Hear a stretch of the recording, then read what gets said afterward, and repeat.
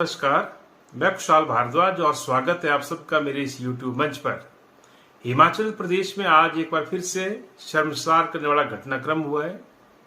जैसा कि आप सबको मालूम है, पिछले 3-4 सप्ताह से भ्रमण पर निकले हमारे प्रदेश के कुछ विधायकों में से 3 आजाद विधायकों ने आज विधानसभा की सदस्यता से त्यागपत्र दे दिया। ये 3 विधायक वही हैं जो भाजपा के थे। पिछले विधानसभा चुनावों में भाजपा ने इनको इस योग्य नहीं समझा कि इनको अपनी पार्टी का टिकट दिया जाए। ये तीनों आजाद उम्मीदवार के तौर पर चुनाव में उतरे और इन तीनों विधायकों को जो उस वक्त उम्मीदवार थे वहां की जनता ने विधायक चुना और विधायक चुनने के बाद इनको 5 साल के लिए विधायक चुना गया था।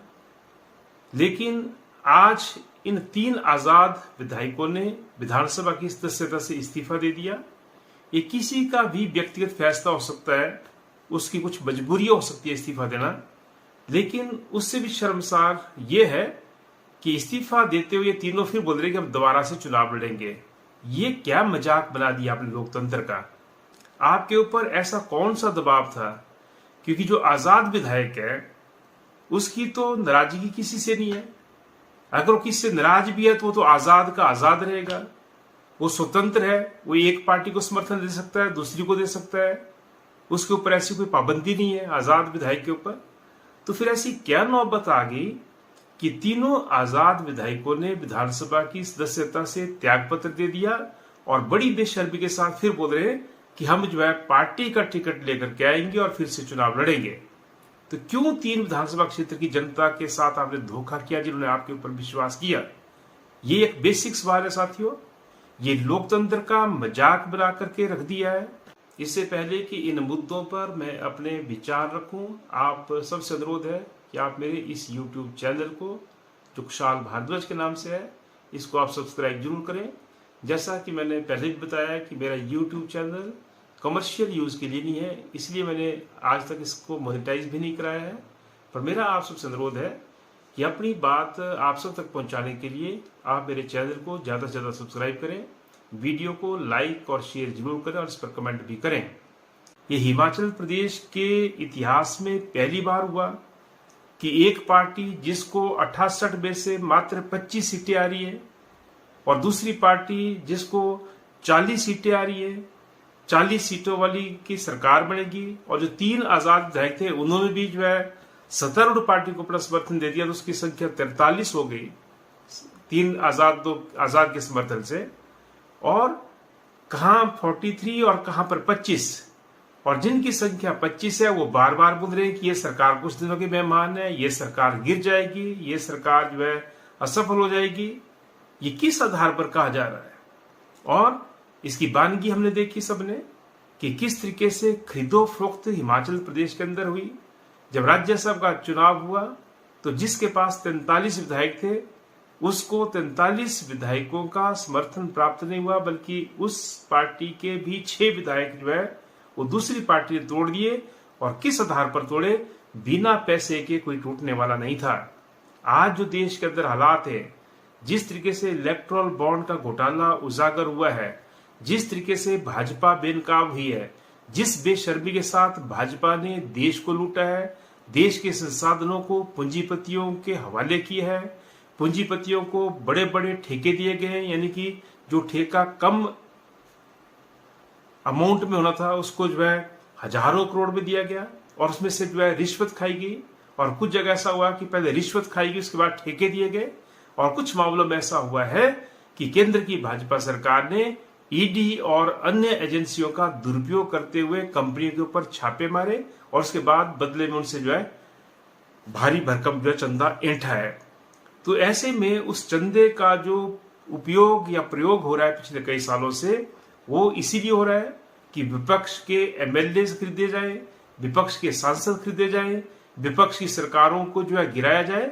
और इसी कड़ी में हिमाचल प्रदेश के अंदर भी बीजेपी ने एक ये प्रयास किया और जिस कारण से राज्यसभा चुनाव में कांग्रेस पार्टी के 6 विधायकों ने पाला बदल करके भाजपा के उम्मीदवार को समर्थन दिया और जो 3 आजाद उम्मीदवार कांग्रेस की सरकार को समर्थन दे रहे थे, उन्होंने भी जो है भाजपा के उम्मीदवार को समर्थन दिया। 34-34 वोट पड़े राज्यसभा में, और पर्ची के आधार पर जो भाजपा के उम्मीदवार थे वो पर्ची यानी कि वो टॉस, उसको एक तरह का कह लो, उसके आधार पर जो है भाजपा के उम्मीदवार की जीत हुई राज्यसभा में।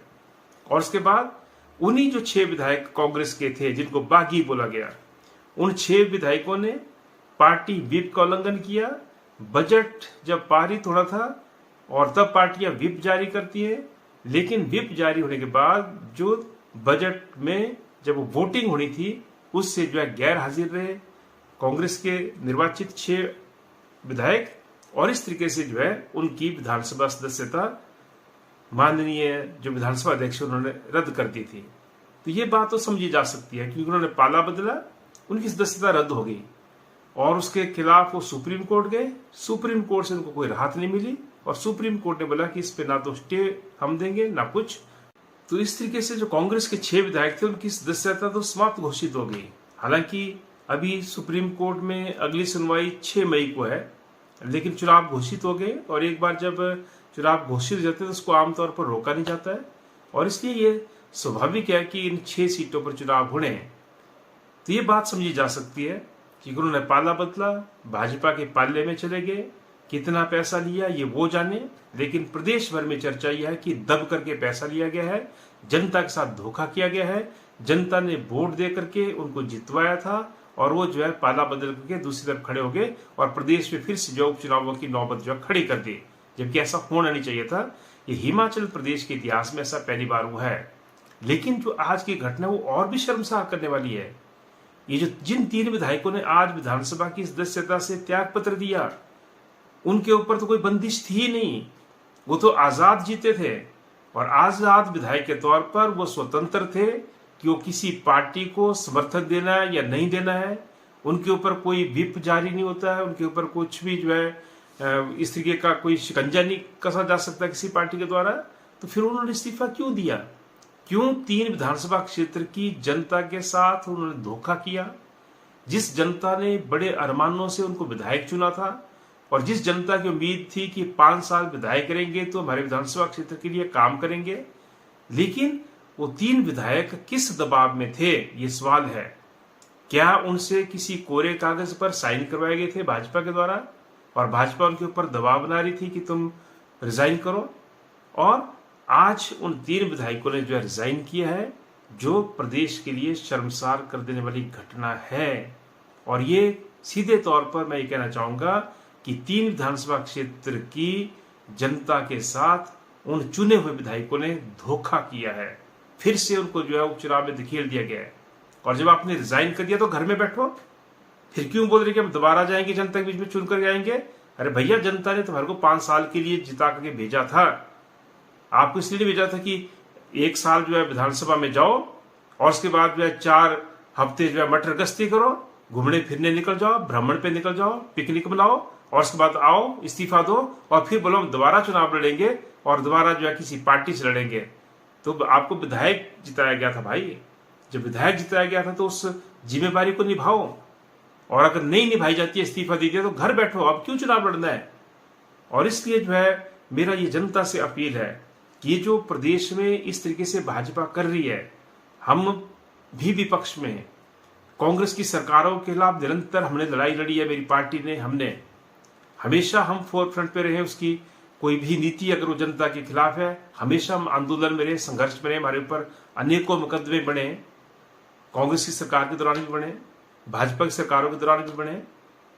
लेकिन मैं ये कहना चाहूंगा जो गलत है वो गलत है, और इसलिए जो भाजपा आज प्रदेश में कर रही है, चुनी हुई सरकार को जो बेदखल करना चाहती है, जनता ने आपको हरा दिया चुनाव में भाई। 68 में से मात्र 25 विधायक आपको थमा दिए, तो आप संतोष कीजिए। उन 25 विधायकों के आधार पर आप जो है हिमाचल प्रदेश के अंदर विपक्ष में अपना काम कीजिए। आप क्यों जो है सरकार को इस तरीके से जो है गिराना चाहते हैं, खरीदो फरोख्त के माध्यम से? क्यों इस तरीके के हथकंडे आप अपना रहे हैं? ये प्रदेश की जनता माफ नहीं करेगी। और प्रदेश की जनता से मेरा अनुरोध है कि जिस तरीके की राजनीति भाजपा लेकर के आई है, इसको रोकना जरूरी है। ये लोकतंत्र के लिए सही नहीं है। इससे हमारे लोकतंत्र की मूल आत्मा मर जाती है, इससे हमारे लोकतंत्र की हत्या हो जाती है। और इसलिए जो है ये प्रदेश की जनता को समझना है कि इस तरीके की राजनीति को पनपने नहीं देना है। और ये मौका है, अगर ये 9 जगह पे उपचुनाव होते हैं हिमाचल प्रदेश के अंदर, तो इन 9 जगह में उपचुनाव होने के लिए भाजपा जिम्मेवार है। और वो 9 विधायक जिम्मेवार हैं जिनको जनता ने चुन करके भेजा था, और उन्होंने जो है जनता के साथ धोखा किया। उन्होंने या तो पाला बदला, या फिर जो आजाद विधायक जिन्होंने बड़ी मूर्खता की है, मैं कहना चाहूंगा कि आजाद होने के बावजूद उन्होंने विधानसभा की सदस्यता से त्याग पत्र दिया, और बेशर्मी के साथ जो है फिर ऐलान करे कि हम दोबारा चुनाव लड़ेंगे। किस मुंह से चुनाव लड़ेंगे? तुम्हारे को किसका दबाव था भाई, बताओ। और इसलिए जो है प्रदेश की जनता से अनुरोध है कि अगर इनमें से कोई भी विधायक दोबारा चुनाव लड़ता है, उसको हराया जाए, चाहे वो कांग्रेस से लड़े, चाहे भाजपा से लड़े, चाहे वो आजाद लड़े। लेकिन मेरा ये अनुरोध है कि उनको हराया जाए। क्यों हराया जाए? क्योंकि उन्होंने प्रदेश को शर्मसार किया है, उन्होंने अपने अपने विधानसभा क्षेत्र की जनता के साथ धोखा किया है। वो कोई भी नाम हो, लेकिन उनको हराना जरूरी है। ये सबक सिखाना जरूरी है, ताकि आने वाले समय में प्रदेश की राजनीति में एक नया सबक जो है वो सिखाया जा सके।